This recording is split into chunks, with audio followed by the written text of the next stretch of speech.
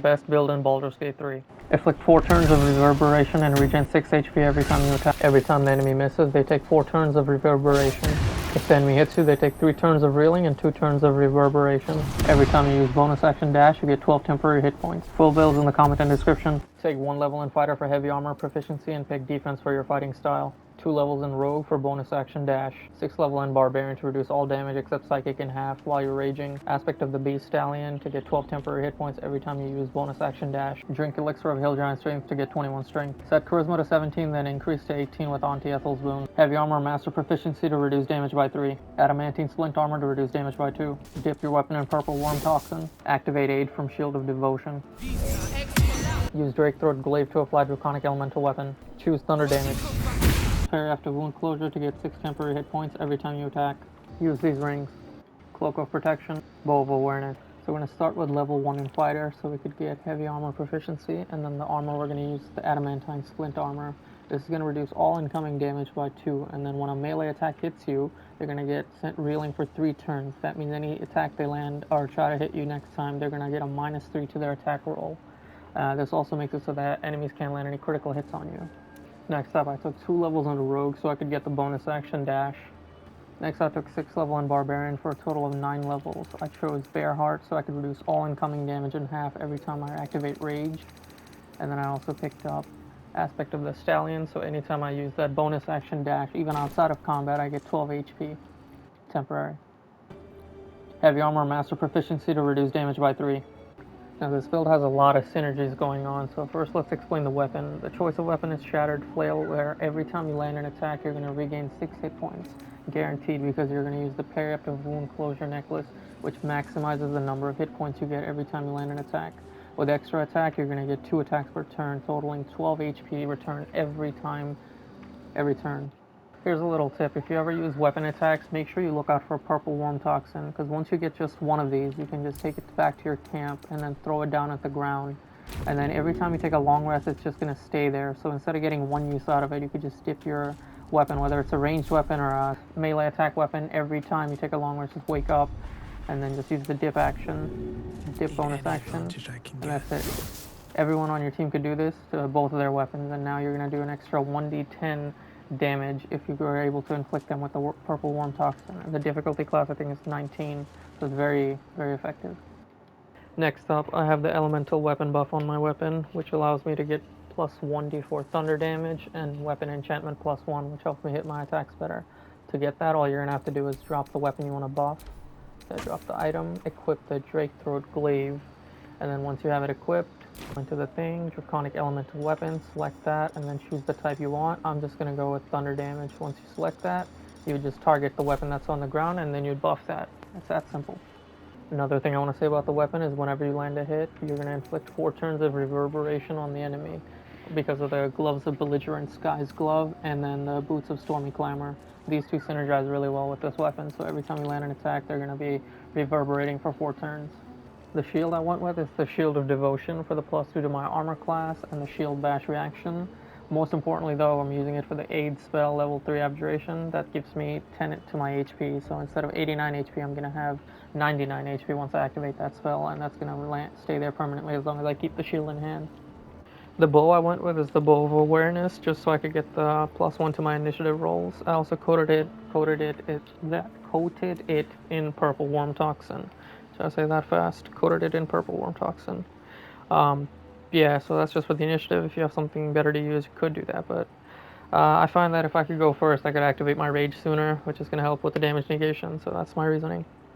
I already explained the necklace, the Periaptive Wound Closure. It's going to maximize your heals, but it's not only just for the weapon. If you ever need to heal, whether it's a potion or the second wind that comes with fighter, instead of getting 2, you're guaranteed to get 11 HP out of this.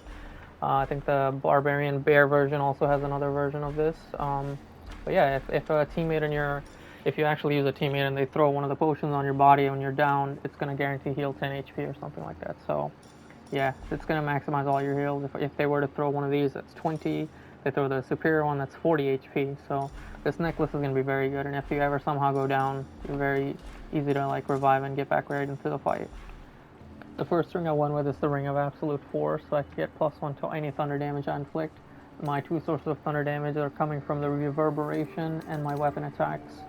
The helmet I have is the Holy Lance Helm, which makes it so that anytime the enemy misses an attack against you, they have to do a dexterity saving throw, and if they fail that save, they're going to take 1 to 4 radiant damage. If the creature is reverberating, that dex saving throw is going to be harder for them because reverberation directly affects their strength, dex, and constitution saving throw, and depending on the number of it you have, it's going to make it just that much harder. This also gives me +1 to my constitution, so that's nice. The difficulty class for this save could also be increased with your spellcasting modifier. I went with Barbarian as my final level, so my difficulty class comes from Charisma. My spellcasting modifier right now is getting a +4 because I have 18 Charisma, so that's why my Charisma is so high.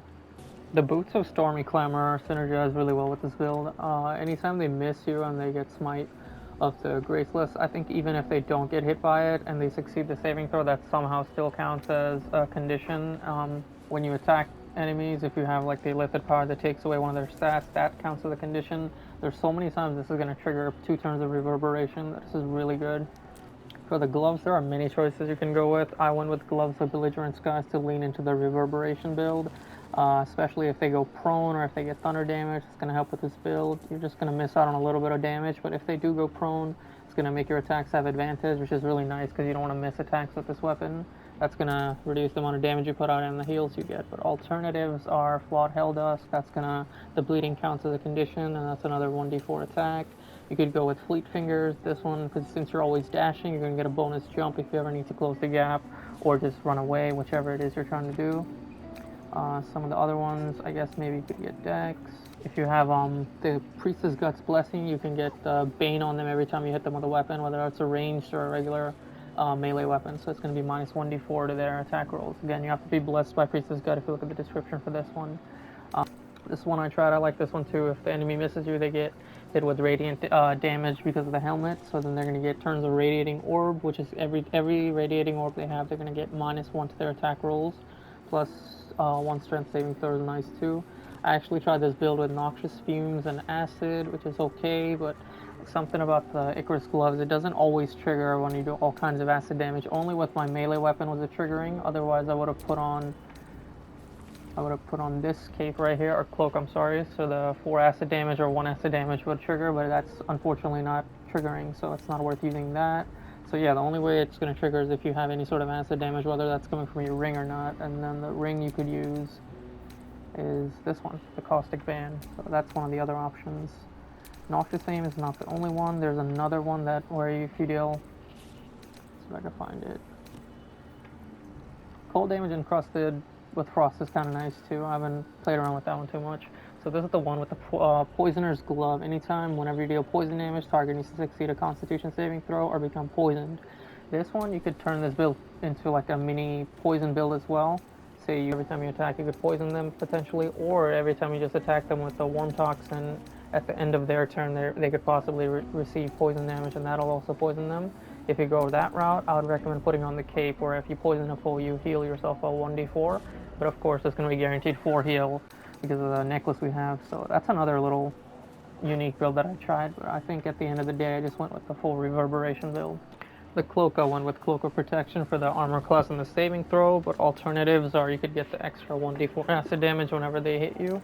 Or you could go with the Thunderskin Cloak, so whenever a creature with reverberation deals damage to you, they're going to need to make a Constitution saving throw, which is also going to be harder for them because they're going to be reverberating, which takes away from their Constitution saving throw. And if they fail that, they're going to become dazed.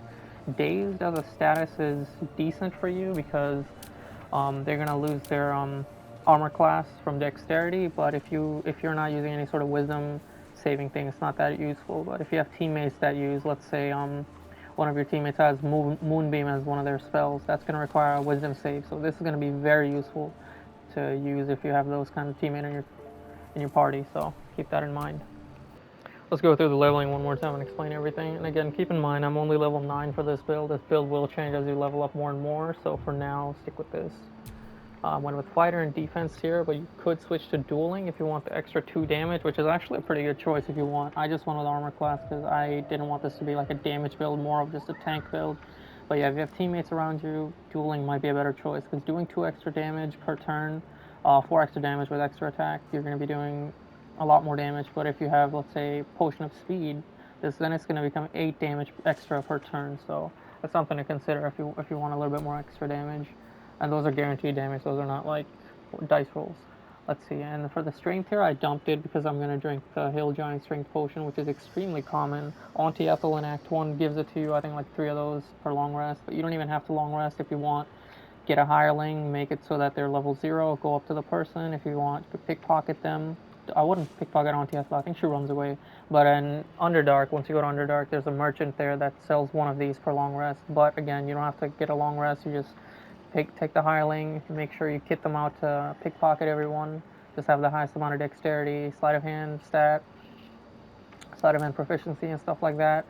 Pickpocket the strength potion. She's gonna have one every time. So you pickpocket the strength thing, and then you level up one time, and then you pickpocket again. She's gonna have another strength. Take that, and then level up again, and then you just keep doing that, and you can get so many strength potions that it's extremely common, and you could reliably make a builder on it. I'm not a big fan of using consumables for a build, but this one, it's very common, and two, it's like once you drink it until your next long rest, it's just gonna stay there. So it almost makes it so that unless you're getting more than 21 strength, it's not worth like leveling strength and making a builder on it. It's almost better to just dump that stat and then making a builder on the Hill Giant Potion. It's just that common. But yeah, if you don't want to do that, if you don't want to drink or rely on any potions like that, or you want to use a different potion, you can also do that. Let's say I dump my dexterity stat here, get rid of my wisdom, and I don't want the charisma, I just go to strength. I would increase this to 17, and then once you take the heavy armor, the armor proficiency that we're going to go for, that's going to give you another one. So your strength is effectively going to be 18 just from that. And then if you have like the NPC merchant that's in Moonrise Tower that gives you +2 permanently to your strength, and you use that, then that's going to equal to 20 strength here. But again, if you don't get to 20 strength, 18 is still perfectly fine. And then for the rest of the stat, I guess you could go with 14 charisma, and then keep the constitution at 16, and the rest you could put wherever. I guess I'll just take 10 dexterity here. But yeah, then you're a bit more starved for stat, but it's not the biggest deal. And this also goes for the Auntie Ethel. If you don't have that +1 to your stat, just go with 14 charisma here. But yeah, this is what it should look like. Or if you don't care about dex or initiative, maybe go wisdom. But that's about the difference.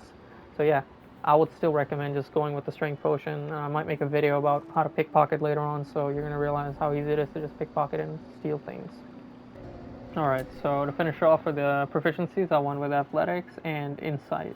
But pick whichever one you prefer.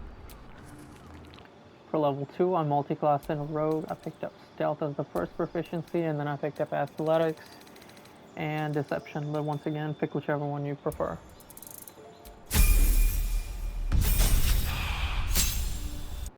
For level 3, I picked up another level in rogue, so I could get the cunning action dash, which allows us to use dash as a bonus action.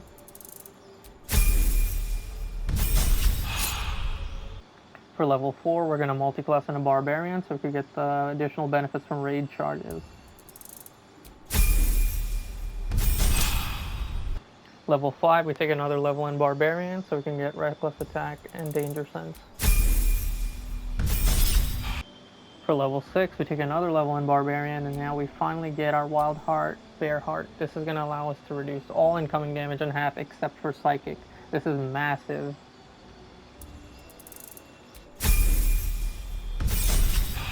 At level 7, we take another level in Barbarian to get an extra feat. The feat we're going with is the Heavy Armor Master. Now, if you set your strength to 17, at this point it's going to be 18. But again, I dumped my strength stat, so it's at 9. But yeah, that's something to keep in mind. At level 8, we take another level in Barbarian, and here we get an extra attack, so that's really good. The faster movement is not going to help because we're going to be wearing heavy armor, so just accept. Finally, when you reach level 9, you take another level in Barbarian. You get additional raid charge, but more importantly, you get Aspect of the Beast Stallion. Once you pick that up, anytime you dash, whether it's an action or a bonus action, inside or outside of a combat, you get 2 times the temporary HP of your Barbarian level.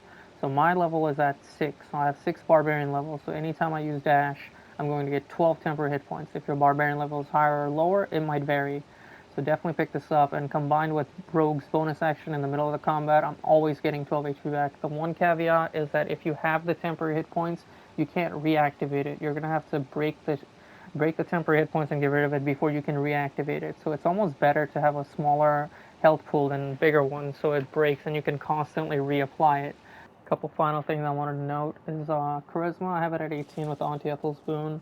This is my main character, so I do value charisma for dialogues and stuff like that, but also this is going to help with your spell difficulty class, so enemies are not going to be able to resist your difficulty saves as much, so that's good. The armor class at 23, so you're very, very resistant. This is going to be 99 with the shield spell. Movement speed is decent. Initiative is at 3, which is again decent. If you could get it higher, that'd be nice, because you do want to activate your rage early on, because if you don't, you're going to be not taking half damage. I also have reckless attack. I didn't go over that, but it's worth it to use it from time to time, because you don't want to go crazy. That's like the only weakness in this build, is if you don't attack someone in your turn, your character might go crazy. But it's okay to go crazy from time to time. It's not the end of the world, you know? Character will be fine because he's going to tank everything anyway. So yeah, that's going to be good to use if you don't want to go crazy, get advantage. Opportunity attack is actually really good too, because for you, anytime an enemy, like I would try to use your movement speed to go close to a ranged enemy, whether they're using a bow or they're casting spells. Try to close the gap and get next to them, because if it's their turn and they try to run away, that's going to be another attack you're going to get. And for you, that attack is important because you're going to get 6 HP back, 6 HP back. So that's really good. And you might also inflict reverberations. So all these things, there's a little bit of tactics there. The other thing I didn't mention is opportunity attacks. If you are in the enemy's face, sometimes it's worth it to just try to run away and trigger their opportunity attacks, because your armor class is so high and your defense is so high, they're just going to miss, and then they're going to get reverberation on them from the radiant damage or reeling from the armor. So it's really almost a good strategy to just get up in the enemy's face and then use your movement speed to try to run away from them and make them use their opportunity attack. The only time I wouldn't recommend doing that is if it's like a really strong attack. Like I was trying it against like enemies that smite, and like that's like one of the strongest attacks they can ever do, and like that one was doing decent damage to me. It was just breaking my shield at most. It wasn't like killing me or anything like that, but that's the only risk. But yeah, with my armor class, most of the time it's actually a good idea, so keep that in mind. Here's the gameplay showcase. A couple of things I wanted to note before I watch the gameplay is it's fast forwarded because the video is way too long without it. It's 2 times speed. In this fight, I could have used potion of speed as a bonus action, and I would recommend you to use that if you ever miss your first 2 attacks, and then you know your character is going to go crazy, so use your bonus action to drink the potion of speed instead. For this demonstration, I didn't drink any potion of speed. This was on solo Tactician, just to prove that you could survive a very long fight surrounded by a lot of really, really strong enemies, and the tanking ability and just the regen that it comes with. And it's just, even if your character's frightened, they have disadvantage. Even if your character's like getting slow and they can't move anywhere, even if your character has radiant, like let's say the enemy uses guiding bolt or something on you, and now every enemy has advantage on their first attack against you, you'll still be fine. Normally where I do this testing, I'm surrounded by like 6 guards, but I unfortunately killed the eyeball that was around there, and I really need the eyeball to like call upon all the guards that's in this area, so that's why I found this place to be better. But yeah, the idea is I keep the eyeball alive, so every turn it just keeps calling for reinforcements, and that gives me a really good opportunity to showcase just how strong this build is. If you have constant barrage of like strong enemies coming to you over and over again, and they have a mix of ranged attacks, buffs, and melee attacks, and their smites are super strong. It doesn't feel like it on this demonstration because I'm like taking away half of their damage, and then if it's a physical damage, I'm taking away another 5, and if it's a magic damage, I take 2 out of that. So, and of course I'm regening 12 temporary hit points every time, which feels more like 24 because I'm, you know, taking away half their damage.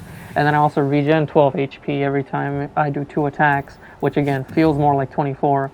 So overall, I feel like I'm getting 48 HP to play around with every turn, and that's why it feels like no one can really pose a threat to me. So to sum it up, every turn I'm getting 12 temporary hit points from my bonus action dash, and then I'm getting 12 HP back from my attacks. And if I had used Potion of Speed, I would get another 2 armor class, which would be 25 armor class, and I would get another 2 attacks, so that's another 12 HP I'd be getting back. So reducing the enemy's damage in half, and then then taking away from that with my armor and all that stuff combined, it's ridiculous how tanky this build is. Normally when you create builds, you're trying to just go first and do the most amount of damage in turns, and enemies, so you take out the most of the competition. And offense is usually the best defense in this game. But this build throws that right out the window because it's the defense, the regen, the survivability, all of it is just so strong. In solo, it's already super powerful in this demonstration, but if you had teammates, imagine having this person just distracting all the enemies, tanking everything, while your teammates could sit in the back and just do ranged attacks or anything like that. And they have the enemies, if I changed up the build a little bit, they would not only have reverberation, but they would also get dazed, and then they're gonna lose their armor class from dexterity. So this build is just extremely strong, and I was very, very happy when I finally found it. And I plan to make more videos on this once I level up. Currently, I'm only level 9, but as I get higher and higher in levels, this build will change. So stay tuned for that. These builds take a lot of work to make. I have to do a lot of research, I have to do a lot of testing just to make sure I come up with the proper builds, and then putting together the video, editing everything, voicing it over consumes a lot of the time. So any support you show is very appreciated. I will have a couple other videos in the description and comments if you want to check those out. Those are very strong as well. So appreciate all the support. Thank you guys, and see you next time.